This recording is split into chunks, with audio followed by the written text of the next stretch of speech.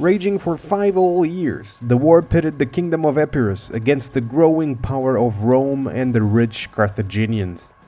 In 280 BC, the ambitious successor king of Molossus, Pyrrhus of Epirus, seized the opportunity to campaign in Italy and assert his influence. It would be the first time the pike phalanx encountered the manipular Roman legion, and the outcome of this series of clashes would dictate which culture would prevail in southern Italy.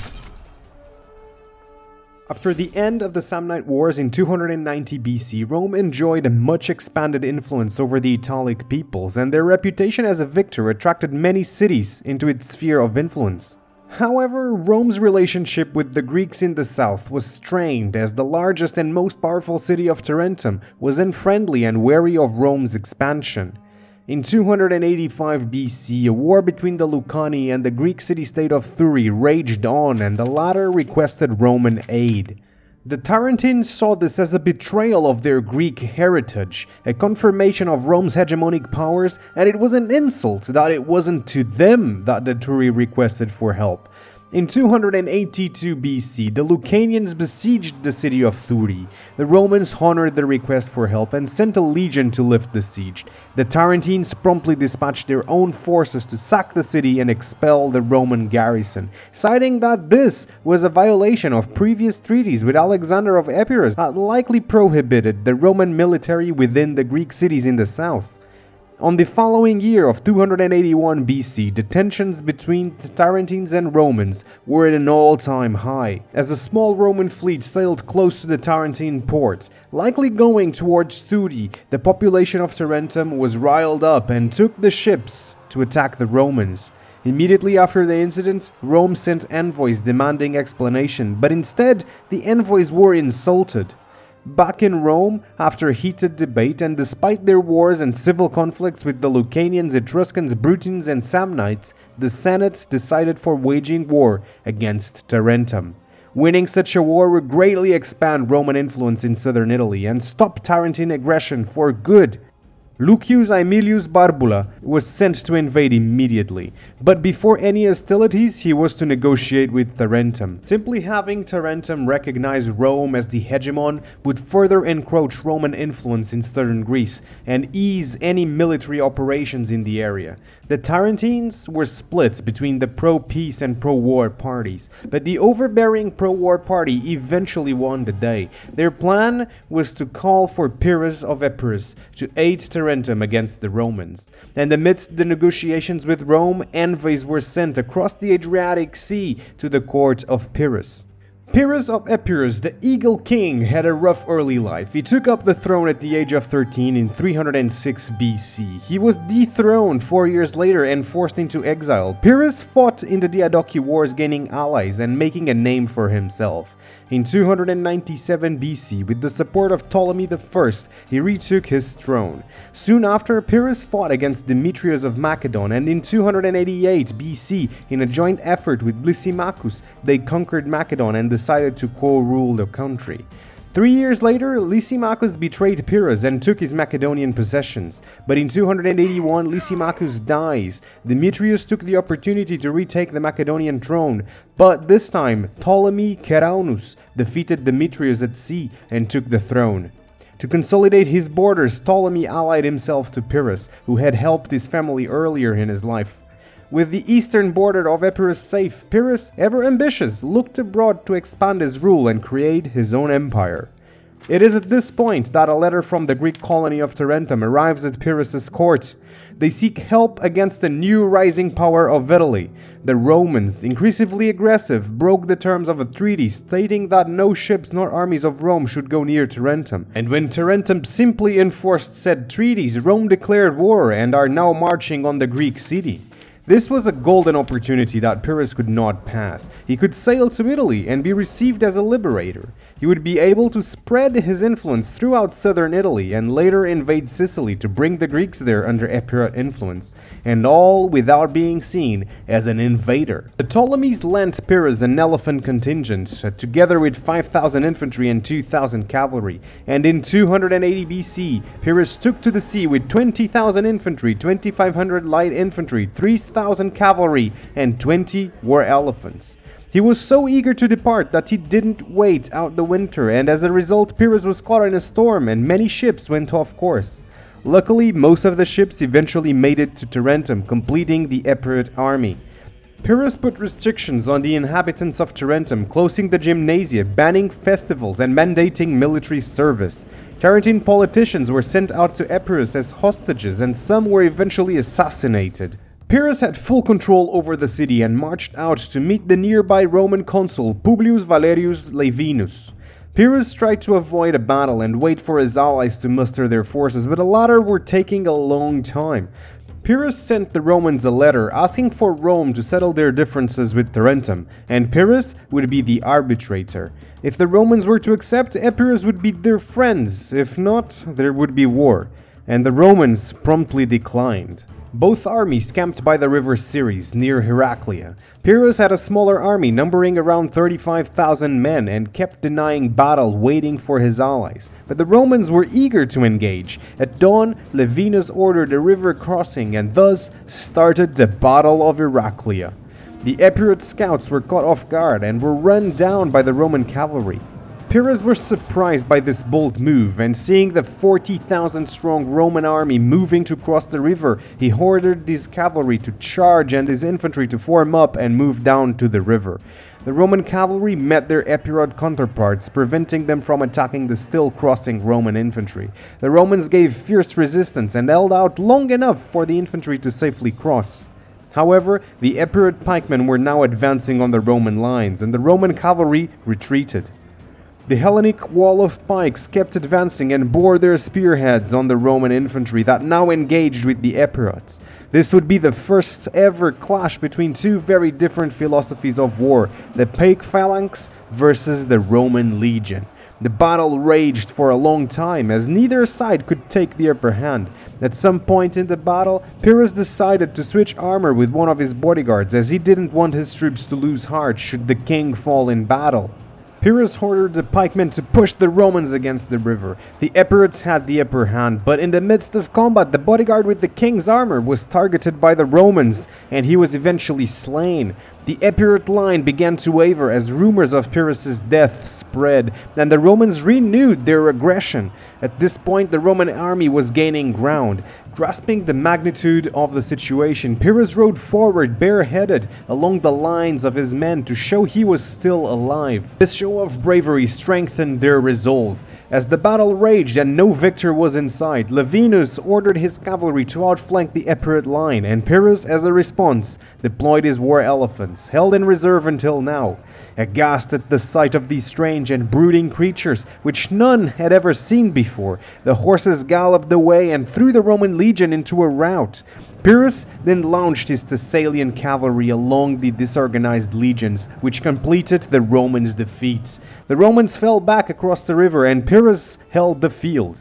This victory, although costly, with anywhere between 4 to 11,000 Greek casualties and 7 to 15,000 casualties for the Romans, was of great importance to Pyrrhus. It signaled the Italian tribes and Greek colonies that Pyrrhus was a safe bet and that a Hellenic force could defeat the Romans.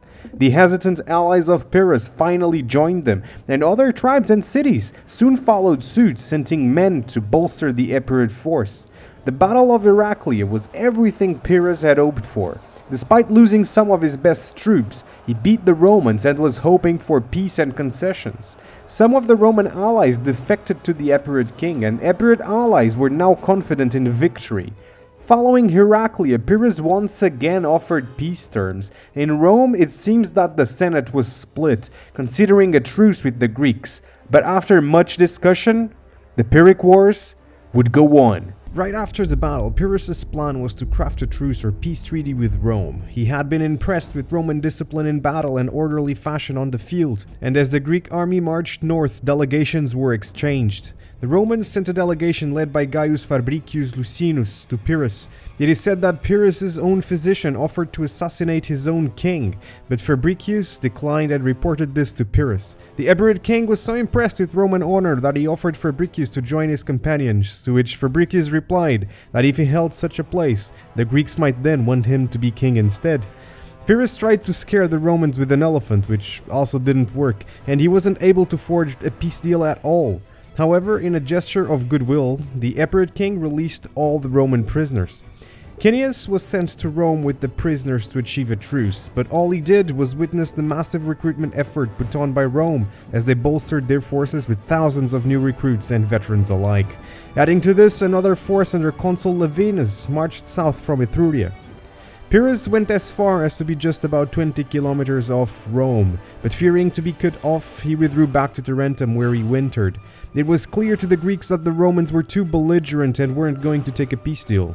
It might even be that the march on Rome was a bluff, as Rome still had a legion on the field and many thousands of men who fled Iraklia were manning the walls. It is unclear as to the order of these delegations. Either way, whatever plans Pyrrhus had to pacify Rome did not work, as in 279 he left Tarantum to campaign in the Apulian region. Pyrrhus now had close to 40,000 men in his army, 8,000 of them were cavalry and 19 fearsome war elephants. The Romans marched to Apulia with similar numbers and encamped near the town of Asculum by a river. The consul in charge, Publius Decius Mus, was confident in victory. To counter the elephants, the Romans built 300 special wagons manned by skirmishers that would, in theory, fend off the elephants. And on that faithful day of 279 BC, Pyrrhus arrived at the river and saw the Roman camp. However, the rugged terrain near the river wasn't appropriate for the phalangists, and he withdrew to the plains. The Romans followed and forded the river, and after the ridgeline, they found the Greek army ready to meet them.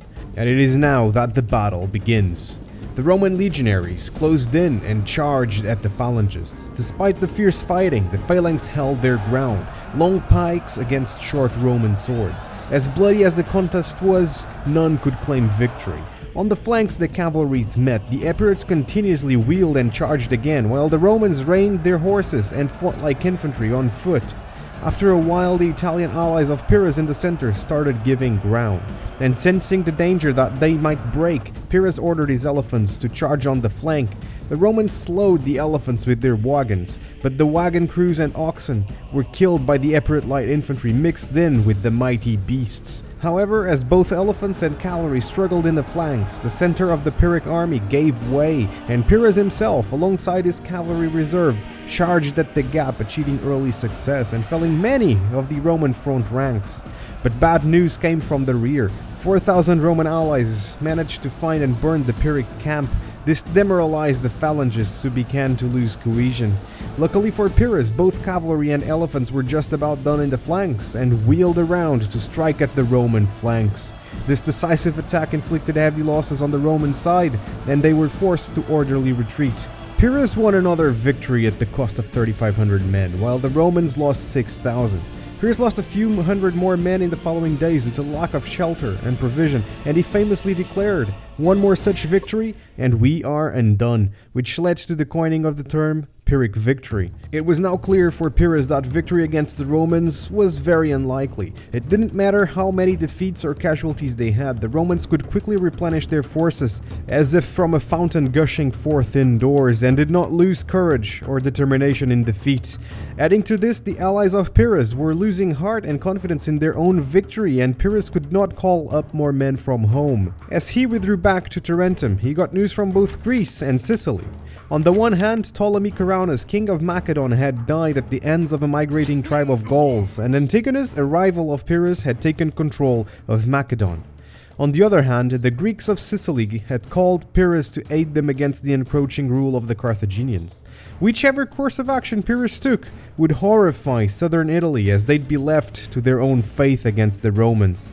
Pyrrhus still had men in Epirus and must have been confident that Antigonus wouldn't invade. This led to the Sicilian campaign. Pyrrhus chose to stay and sail to Syracuse, where he'd be welcomed as a liberator. It is at this point that an unlikely alliance emerged from this conflict. Polybius discovered documents of a series of treaties between Rome and Carthage in a library in Rome. One of them was against Pyrrhus. It stipulated that If they make an alliance with Pyrrhus, both shall make it an express condition that they may go to the help of each other in whichever country is attacked. No matter which requires help, the Carthaginians are to provide the ships for transport and hostilities, but each country shall provide the pay for its own men. The Carthaginians, if necessary, shall come to the help of the Romans by sea too, but no one shall compel the crews to land against their will. The Sicilian campaign began shortly after the Pyrrhic victory at Asculum. It was a dream of the Epirid king to conquer Carthage and its African possessions, and by going to Sicily, he was closer than ever. As the city of Syracuse was under siege and the straits to the island blockaded, Pyrrhus evaded the Carthaginian fleet and sailed to a town not much north of the siege. Many Greek cities declared allegiance to Pyrrhus as he lifted the Carthaginian siege of Syracuse. Seen as the liberator, the Syracusans gave the king ships and funds, and by the end of 278, all of Sicily was in Pyrrhus's hands, all except Lilybaeum. A 2-month-long siege ensued, but the city was heavily fortified. It is said that it had more catapults than could fit the walls, and despite the Greek engineers' hard work to build better siege equipment, the Greeks were simply not able to take the walls. Pyrrhus was forced to withdraw, but still set on taking the great port city of Carthage, he began building a fleet. But to do this, he needed manpower and funds, both of which he demanded from the Greeks in Sicily, and soon he had rebellions on his hands. The task of building the fleet just became harder as time passed, and soon some Greeks even allied to their former enemies, the Mamertines. The Mamertines had taken the city of Messana and allied with Carthage to keep Pyrrhus out of Sicily. In 276 BC, a letter from Tarantum arrived. The Samnites are being hard-pressed against the Romans. You must come to help us.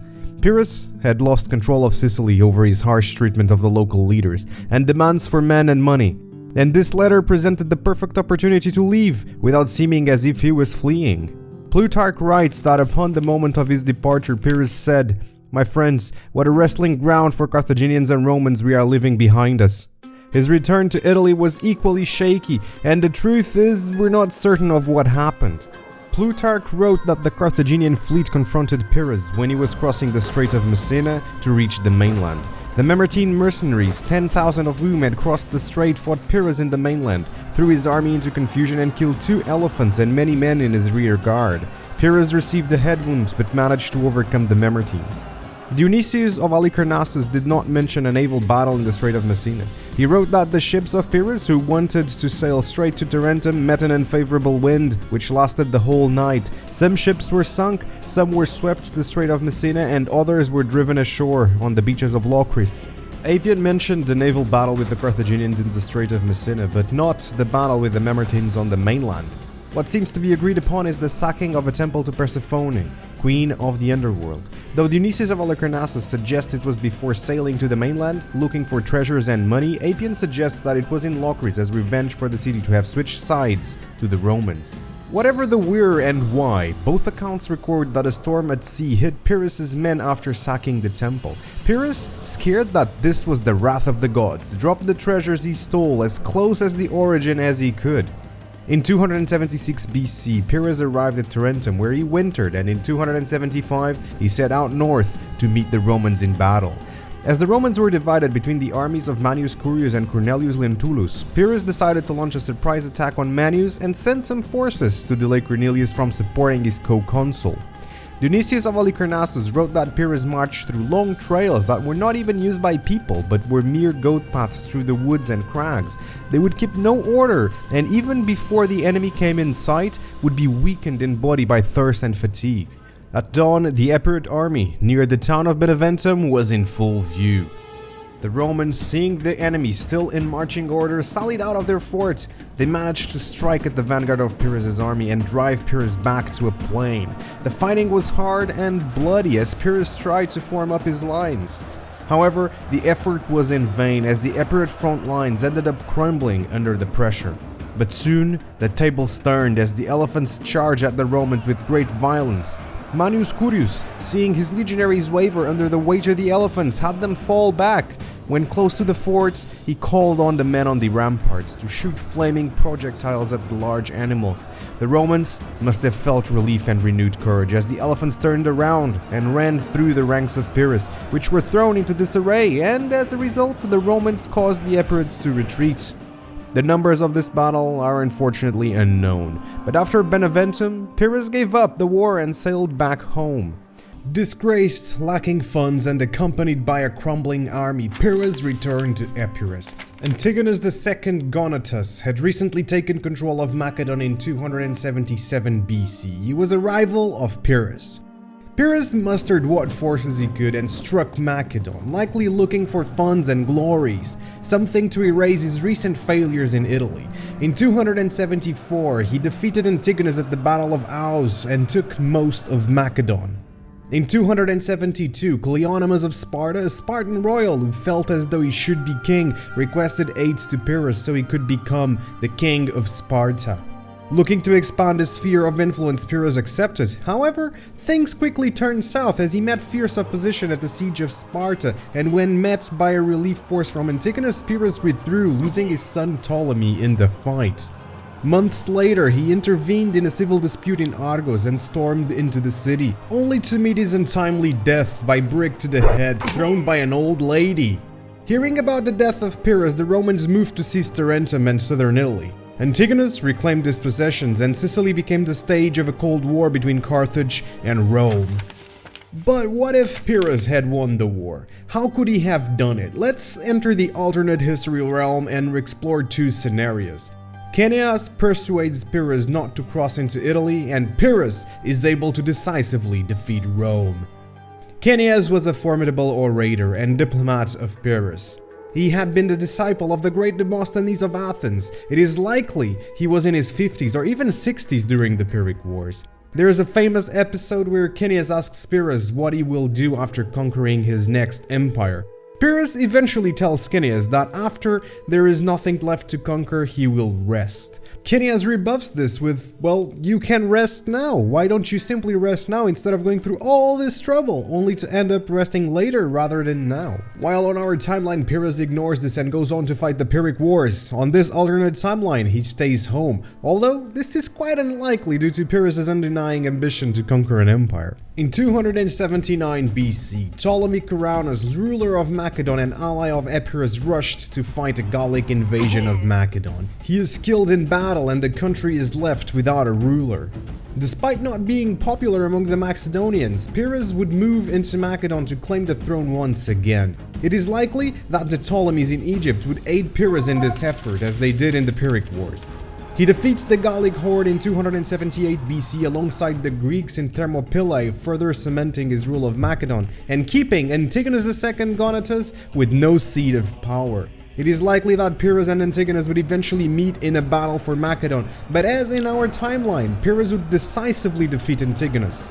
In 275 BC, Cleonymus of Sparta would still ask for the support of Pyrrhus to take the Spartan throne. But on this timeline, with a large, strong army and funds in his coffers, Pyrrhus is able to install Cleonymus as a puppet king and later take Argos by storm. The Eagle King evades the murderous roof tile and is in either direct or indirect control of Greece by 274 BC. On this timeline, Rome is able to take southern Greece by 275 BC, as Pyrrhus doesn't invade Italy and doesn't give hope to the native populations.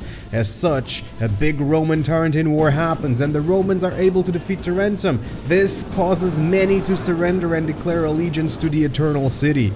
Carthage is likely to have been able to take Syracuse after a long siege, and the Pyrrhic Wars might now happen earlier.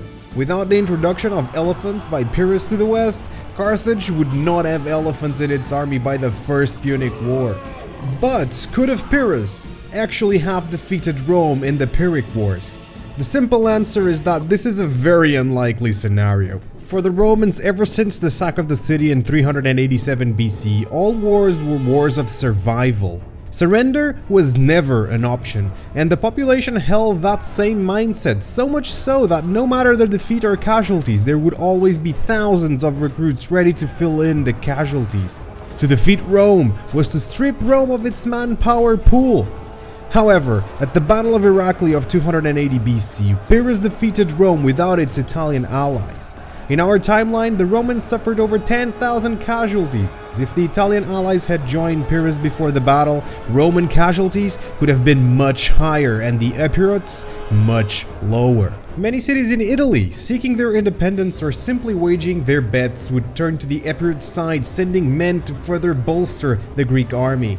A second battle is likely to have occurred as the Romans still refused to surrender, but their efforts to rebuild the army would have been much higher. At this battle, the Romans would be at a numerical disadvantage and would likely suffer another decisive defeat. The term Pyrrhic victory would never exist, as Pyrrhus would be able to lose only a modest amount of men. In Rome, the citizens panicked, fortifying the walls and the Capitoline Hill. As Pyrrhus marches on Rome, Cineas is sent in advance to offer peace. Pyrrhus is willing to release the Roman prisoners in exchange for peace, and Epirus will become a friend of Rome. The Roman Senate discusses the proposal under a cloud of impending doom. After much talk, they accept Pyrrhus's proposal, renouncing all southern Italian possessions and making peace with the Greeks. Pyrrhus then turns to Carthage, setting sail to Sicily. Now, he has a larger manpower pool, but the siege of Lilybaeum is still a failure. In this timeline, Pyrrhus doesn't need to tax the Sicilians, nor draw men from the Greek cities, and as such, he holds on to the title of Liberator. With his new fleet joining the large Syracusan fleet, he is able to set sail to Carthage. He lands in Africa and is able to take all towns around the capital, then laying siege to the city and blockading its ports. A long siege of Carthage would ensue. The results of such a siege is difficult to predict. I suspect that during the year or so that Pyrrhus is building his fleet, the Carthaginians would be recruiting, training, and preparing Carthage for a siege. They know they're the Epirot target. Due to this, I believe the siege of Carthage would result in failure. Following the death of Ptolemy Coronas and the ascension of Antigonus, Pyrrhus would start worrying that his home of Epirus was in peril if he stood bogged down in a siege for much longer.